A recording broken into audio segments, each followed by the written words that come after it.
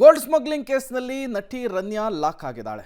ಇದೇ ವಿಚಾರಕ್ಕೆ ಸಂಬಂಧಪಟ್ಟಂತೆ ಮೂರು ತನಿಖಾ ಸಂಸ್ಥೆಗಳಿಂದ ಇನ್ವೆಸ್ಟಿಗೇಷನ್ ಆಗ್ತಾ ಇದೆ. ಇದರ ನಡುವೆ ರಾಜ್ಯ ಸರ್ಕಾರ ಕೂಡ ಈ ಪ್ರೋಟೋಕಾಲ್ ದುರ್ಬಳಕೆಯ ವಿಚಾರಕ್ಕೆ ಸಂಬಂಧಪಟ್ಟಂತೆ ಪ್ರತ್ಯೇಕ ತನಿಖೆಯನ್ನು ನಡೆಸ್ತಾ ಇದೆ. ನಾಳೆಯೇ ಸರ್ಕಾರಕ್ಕೆ ಮಧ್ಯಂತರ ವರದಿ ಸಲ್ಲಿಕೆಯಾಗುವಂತಹ ಸಾಧ್ಯತೆ ಇದೆಯಂತೆ.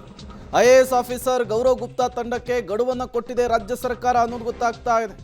ಇನ್ನಷ್ಟು ತನಿಖೆಯ ಅಗತ್ಯದ ಕಾರಣ ಗಡುವು ವಿಸ್ತರಣೆಗೂ ಕೂಡ ಮನವಿ ಮಾಡಿಕೊಳ್ಳುವಂತಹ ಸಾಧ್ಯತೆ ಇದೆ. ನಾಳೆಯೇ ತನಿಖೆಯ ಮಧ್ಯಂತರ ವರದಿಯನ್ನು ಸರ್ಕಾರ ಪಡೆಯಲಿದೆ ಎನ್ನುವಂತಹ ಮಾಹಿತಿ ಗೊತ್ತಾಗ್ತಾ ಇದೆ. ತಪ್ಪಿತಸ್ಥರ ವಿರುದ್ಧ ಶಿಸ್ತು ಕ್ರಮದ ಬಗ್ಗೆ ಸರ್ಕಾರ ಸೂಚನೆ ಕೊಡುವಂತಹ ಸಾಧ್ಯತೆ ಇದೆ.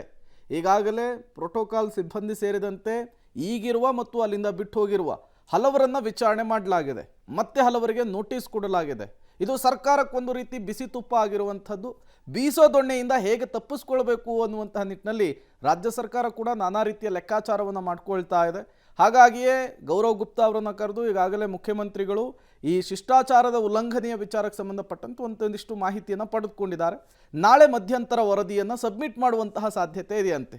ಇಲ್ಲಿಯವರೆಗೂ ಇನ್ವೆಸ್ಟಿಗೇಷನ್ ಹೇಗೆ ಸಾಕ್ತು, ಇನ್ವೆಸ್ಟಿಗೇಷನ್ನಲ್ಲಿ ಏನು ಗೊತ್ತಾಯಿತು, ಯಾರ್ಯಾರ ಪಾತ್ರ ಏನು, ಎಲ್ಲದರ ಬಗ್ಗೆಯೂ ಕೂಡ ಬ್ರೀಫ್ ಆಗಿ ಎಕ್ಸ್ಪ್ಲೇನ್ ಮಾಡುವಂತಹ ಕೆಲಸವನ್ನು ಗೌರವ್ ಗುಪ್ತಾ ಟೀಮ್ ಮುಖ್ಯಮಂತ್ರಿಗಳಿಗೆ ಮಾಡುತ್ತೆ. ಅದಾದ ಮೇಲೆ ಮತ್ತಷ್ಟು ಇನ್ವೆಸ್ಟಿಗೇಷನನ್ನು ಜಾಸ್ತಿ ಮಾಡಬೇಕು, ಹಾಗಾಗಿ ಒಂದಿಷ್ಟು ಟೈಮ್ ಕೊಡಿ ಅಂಥೇಳಿ ಸಮಯ ಕೇಳುವ ಸಾಧ್ಯತೆ ಇದೆ ಅನ್ನೋದು ಕೂಡ ಗೊತ್ತಾಗ್ತಾ ಇದೆ. ಈ ಗೋಲ್ಡ್ ಸ್ಮಗ್ಲಿಂಗ್ ಕೇಸ್ನಲ್ಲಿ ಈಗಾಗಲೇ ಪ್ರೋಟೋಕಾಲ್ ಉಲ್ಲಂಘನೆಯಾಗಿದೆ ಅಂತಕ್ಕಂಥದ್ದು ಮೇಲ್ನೋಟಕ್ಕೆ ಸ್ಪಷ್ಟವಾಗಿ ಗೊತ್ತಾಗ್ತಾ ಇದೆ. ಹಾಗಾಗಿ ಏರ್ಪೋರ್ಟ್ನ ಪ್ರೋಟೋಕಾಲ್ ಅಧಿಕಾರಿಗಳಿಗೆ ಸಂಕಷ್ಟ ಬಂದೊದಗಿದೆ. ತಪ್ಪು ಮಾಡಿದರೆ ಕಷ್ಟ, ಸಂಕಷ್ಟನೇ, ಇನ್ನೇನಲ್ಲಿ ಇಲ್ಲ ಅಂದರೆ ಇಲ್ಲ. 2 ವರ್ಷದಿಂದ ಕೆಲಸ ಮಾಡಿರುವ ಅಧಿಕಾರಿಗಳಿಗೆ ಈಗ ತನಿಖೆಯ ಟೆನ್ಷನ್ ಶುರುವಾಗಿದೆ. ವರ್ಗಾವಣೆ ಆಗಿರುವ ಪೊಲೀಸರಿಗೂ ವಿಚಾರಣೆ ಸಾಧ್ಯತೆ. ಅಂದರೆ ಈಕೆ ಯಾವಾಗಿಂದ ಫಾರಿನ್ಗೆ ಹೋಗಿ ಬರೋಕ್ಕೆ ಶುರು ಮಾಡಿದ್ರು ಅವಾಗಿಂದನೂ ಇವ್ರಿಗೆಲ್ಲ ಡಾಕ್ಯುಮೆಂಟ್ ಸಿಕ್ಕಿರುತ್ತಲ್ಲ, ಅದೆಲ್ಲದಕ್ಕೂ ಸಂಬಂಧಪಟ್ಟಂತೆ ಯಾರ್ಯಾರು ಪ್ರೋಟೋಕಾಲ್ ಆಫೀಸರ್ ಆಗಿದ್ದರು ಎಲ್ಲರದ್ದು ತನಿಖೆ ಆಗಬೇಕು. ಕೆಲವರೆಲ್ಲ ವರ್ಗಾವಣೆ ಆಗಿ ಹೋಗಿದ್ದಾರೆ, ಅವ್ರಿಗೂ ವಿಚಾರಣೆ ನಡೆತಕ್ಕಂಥ ಸಾಧ್ಯತೆ. ಹಾಲಿ ಅಧಿಕಾರಿಗಳು ಸಿಬ್ಬಂದಿಗೂ ಡ್ರಿಲ್ ಮಾಡ್ತಾರೆ ತನಿಖಾ ತಂಡ. ಹಿರಿಯ ಅಧಿಕಾರಿಗಳಿಗೆ ನೋಟಿಸ್ ನೀಡಿ ವಿಚಾರಣೆ ಮಾಡೋದಕ್ಕೆ ಸಿದ್ಧತೆ ಮಾಡಿಕೊಂಡಿದ್ದಾರೆ. ಅಂದರೆ ಈಕೆ ಪ್ರತಿ ಬಾರಿ ವಿದೇಶದಿಂದ ಬರಬೇಕಾದ್ರೂ ಸರ್ಕಾರಿ ವಾಹನ ಬರ್ತಾ ಇತ್ತಾ, ಆ ಸರ್ಕಾರಿ ವಾಹನ ಗ್ರೀನ್ ಚಾನಲ್ ಮುಖಾಂತರ ಈಕೆಯನ್ನು ಕಳಿಸ್ಕೊಡ್ತಾ ಇದ್ರಾ ಪ್ರತಿ ಬಾರಿನೂ.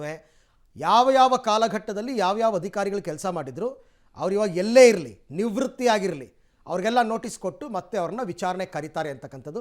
ಇವೆಲ್ಲ ತನಿಖೆಯ ಒಂದು ಭಾಗ, ತನಿಖೆಯ ಭಾಗ. ಹಂಗನ್ಬಿಟ್ಟು ಅವರೆಲ್ಲರೂ ತಪ್ಪು ಮಾಡಿದ್ದಾರೆ ಅಂತಲ್ಲ, ವಿಚಾರಣೆ ಮಾಡ್ತಾರೆ, ಮಾಡಲೇಬೇಕು, ಡೀಟೇಲ್ಡ್ ರಿಪೋರ್ಟ್ ಮಾಡಲೇಬೇಕು, ಸಬ್ಮಿಟ್ ಮಾಡಲೇಬೇಕು ಅಂದಾಗ ಈ ಥರದ ವಿಚಾರಣೆಗಳನ್ನ ಮಾಡ್ತಕ್ಕಂಥದ್ದು ಸಹಜ.